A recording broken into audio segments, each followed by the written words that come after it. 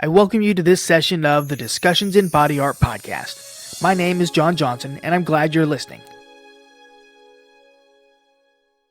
Welcome to part 1 of Acronym City. This is the first session in a series.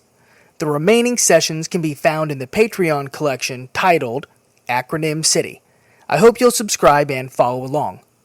This series, or collection, is ideal for body art facility owners and managers who hear their staff talking about codes, standards, and regulations and want to keep up, or may just want to make sure they're familiar with relevant organizations that might be great resources for their facility's workplace safety management.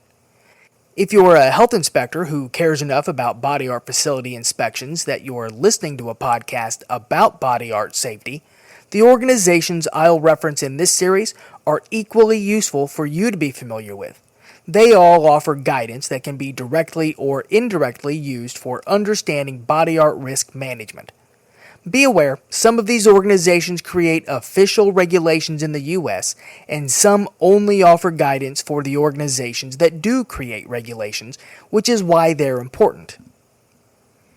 You may have heard me say before that when apprentices are learning their craft and in the beginning years of their careers, the focus is primarily on producing quality body art.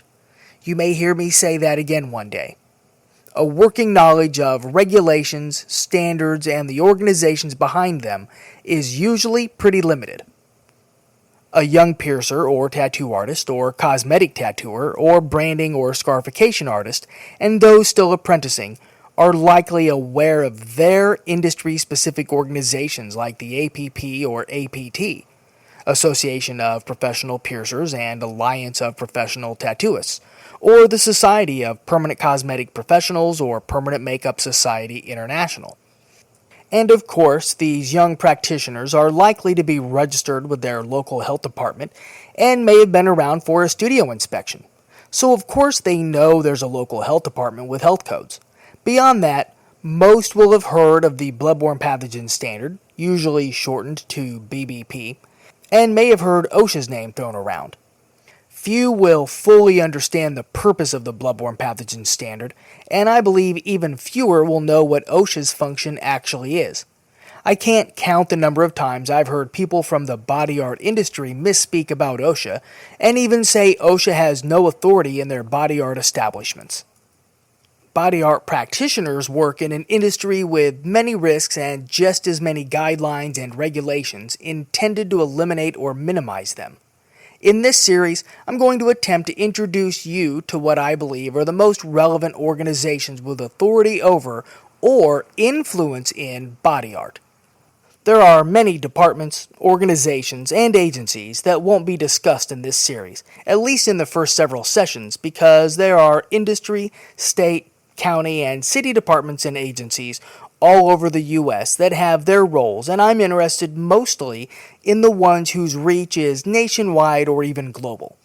But if you are or become involved in body art regulations work, these are the organizations you'll definitely hear referenced. If you own or manage a body art studio, these organizations have great influence over your regs, and you have great influence in the compliance inside your business. Again, this is the first in a series, and when released, additional sessions will be available to subscribers on Patreon in the collection titled Acronym City. I'll start with the big one. OSHA, the Occupational Safety and Health Administration, is the most recognizable. Oftentimes confused with a public health department, OSHA's mission is limited to workplace safety. It's a division of the U.S. Labor Department.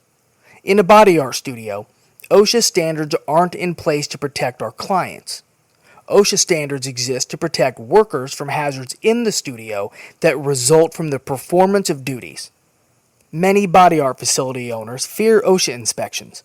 OSHA compliance officers aren't driving around looking for opportunities to sabotage a small business. They respond to complaints which are prioritized by the severity of the alleged violation. If a worker's death may be imminent, the response is immediate. If not, an inspection won't be as quick, and will be even slower if the violation is reported by someone who no longer works for the company. OSHA is well aware of ex-employees looking for revenge. OSHA offers great resources for businesses who wish to improve worker safety in their facilities. Inspections can be requested without fear of fines. However, corrections are required when violations are discovered. Personally, I found OSHA helpful for reviewing my studio's exposure control plan.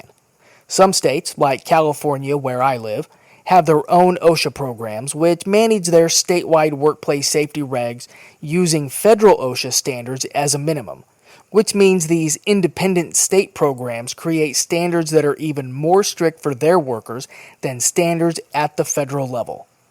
OSHA's mission is to protect every person working in the United States. NEHA is the National Environmental Health Association. Their mission is to build, sustain, and empower an effective environmental health workforce. NEHA supports the advancement of environmental health professionals for the purpose of providing a healthy environment for people.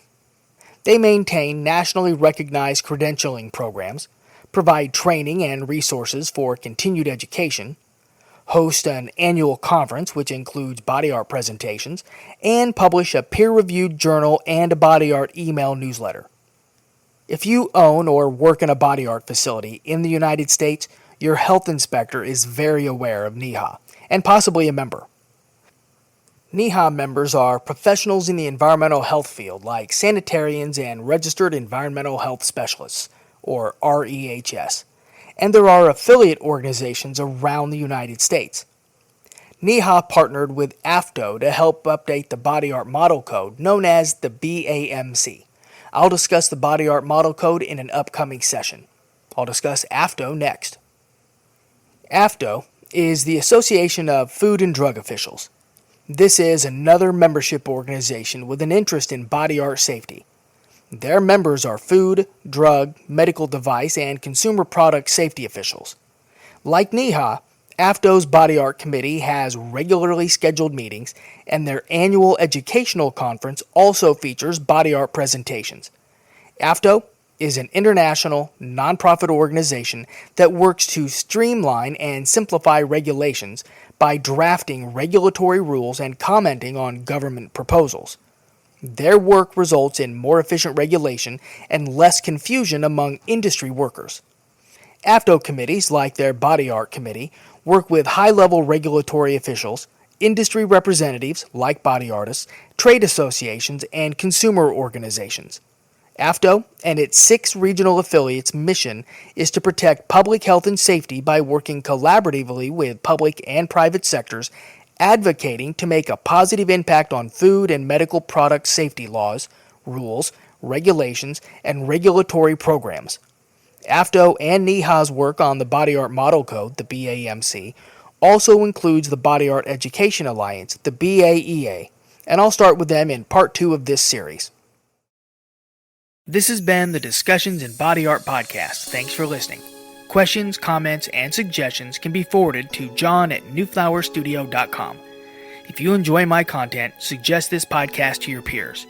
Subscribe on Patreon for my exclusive content and visit newflowerstudio.com/NFW/podcast to learn more.